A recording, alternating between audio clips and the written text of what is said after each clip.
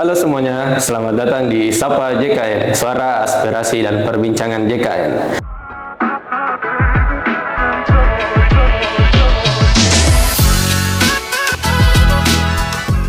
Podcast ini merupakan sarana informasi kesehatan di bawah naungan BPJS Kesehatan Watampone.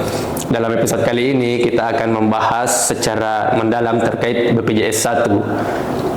Saya akan mendampingi Anda dalam podcast ini. Nama saya Muhammad Alfiandi Gunawan yang akan menemani Anda dalam perbincangan yang menarik kali ini. Di episode kali ini kita akan mengulas salah satu program penting dalam jaminan kesehatan nasional, yaitu BPJS 1. Program ini bertujuan untuk memberikan informasi dan menangani pengaduan peserta di fasilitas kesehatan. Namun tentu ada berbagai pertanyaan dan tantangan mengenai mekanisme, syarat, dan dampak dari program ini. Untuk membahas hal ini lebih mendalam lagi, kita telah bersama narasumber kita yang sangat luar biasa, yaitu Kak Murdah Anugrah. Dia merupakan staf EP3RS di BPJS Kesehatan Watampone. Apa kabar Kak? Sehat, Alhamdulillah. Alhamdulillah ya Kak.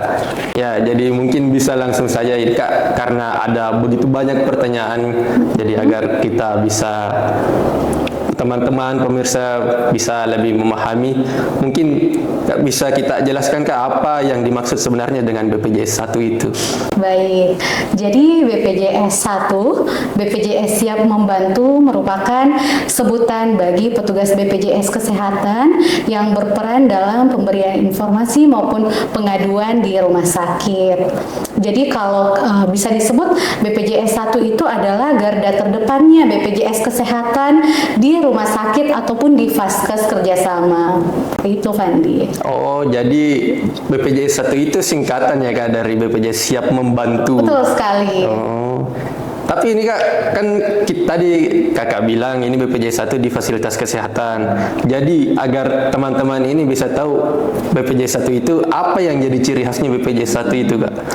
Jadi yang menjadi ciri khas dari BPJS 1 itu adalah atributnya.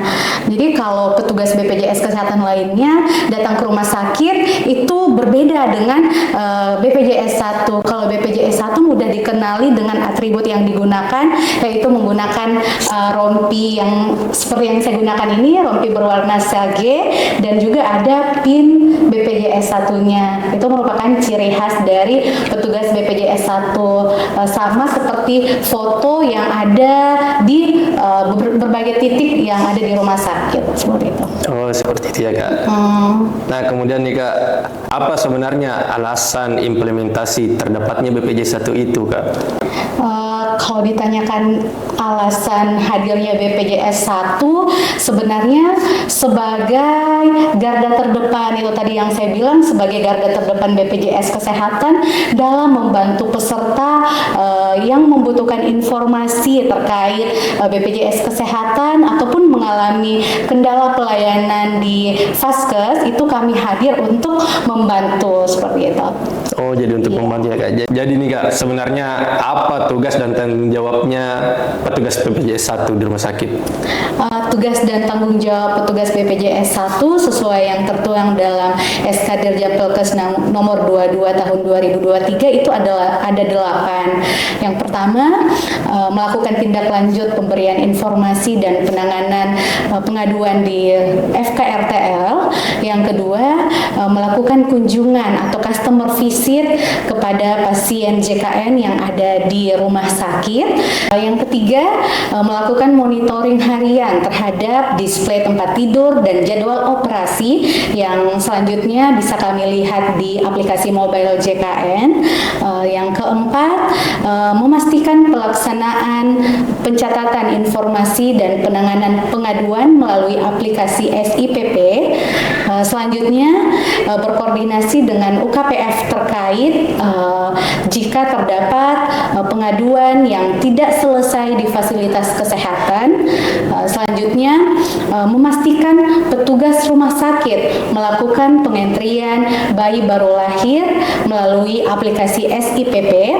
Selanjutnya, melakukan kegiatan sibling di fasilitas kerjasama BPJS Kesehatan.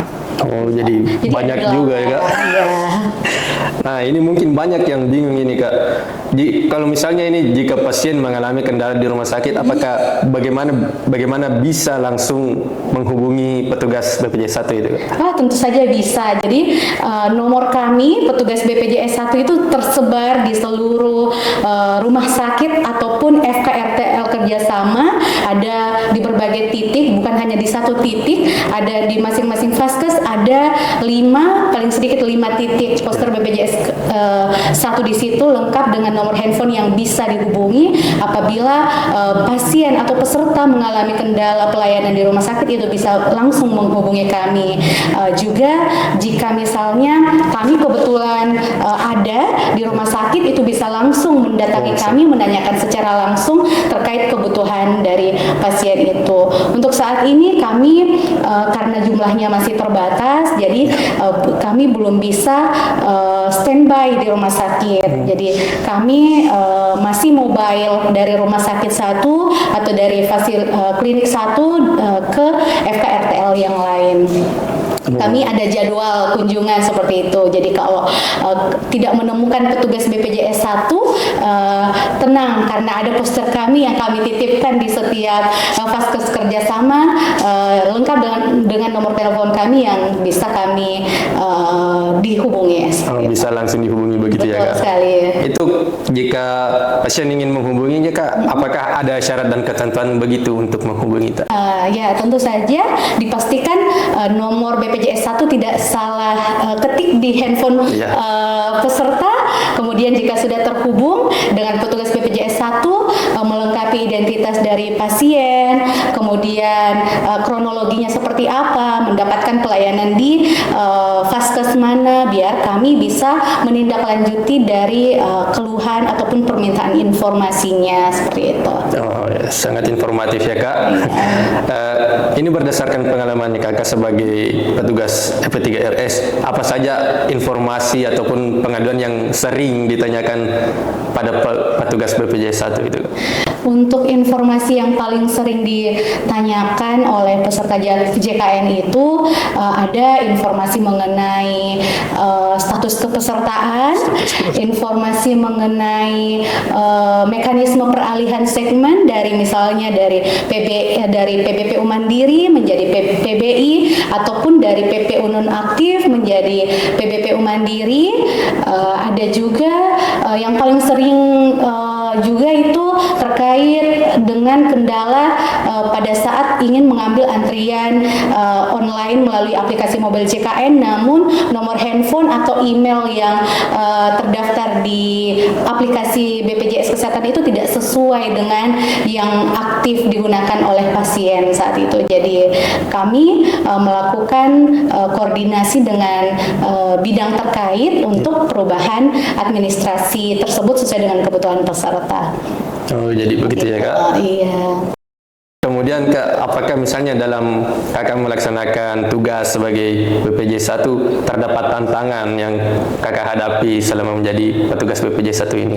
Ya, jadi kalau tantangan kami selama bertugas sebagai BPJS 1 itu yang pertama, karena nomor kami tersebar di banyak titik di rumah sakit, sehingga terkadang pengaduan ataupun permintaan informasi dari pasien itu tidak bisa kami batasi sesuai jam kerja.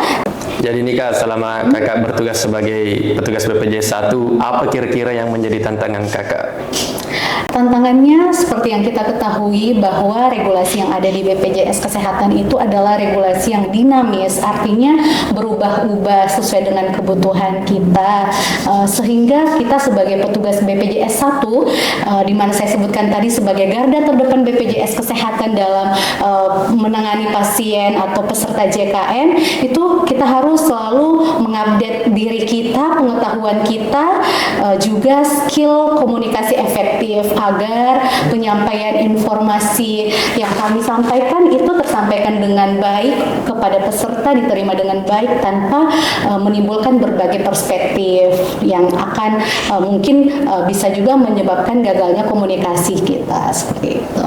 Oh, jadi seperti itu ya, Kak? Iya, Fandi. Tantangan yang berbagai tantangan yang bervariatif yang kita alami. Jadi bisa saya simpulkan ini Kak, BPJS 1 ini bertujuan memberikan kemudahan bagi peserta JKN untuk mendapatkan informasi dan melakukan pengaduan yang terjadi yang mereka alami di fasilitas kesehatan. Ya. Jadi jangan ragu jika mendapatkan keluhan atau pelayanan yang kurang baik dari fasilitas kerjasama BPJS Kesehatan, jangan ragu untuk menghubungi petugas BPJS 1 karena kami petugas BPJS 1 siap membantu. Right. Aplaus semua. Baik, kami ucapkan terima kasih kepada Kak Murda Anugrah atas kesediaannya menjadi narasumber pada episode podcast kali ini. Terima kasih juga kepada rekan-rekan yang telah mendengarkan episode kali ini. Jangan lupa untuk pantengin terus episode-episode selanjutnya dari podcast Sapa JKN agar tidak ketinggalan informasi menarik lainnya. Untuk update terkini tentang podcast dan berita seputar BPJS Kesehatan, ikuti Instagram kami di @watamponewonderful. Sampai jumpa di episode berikutnya. Kepada Sobat Sapa JKN dan tetap sehat. Salam sehat. Salam Bye sehat. bye.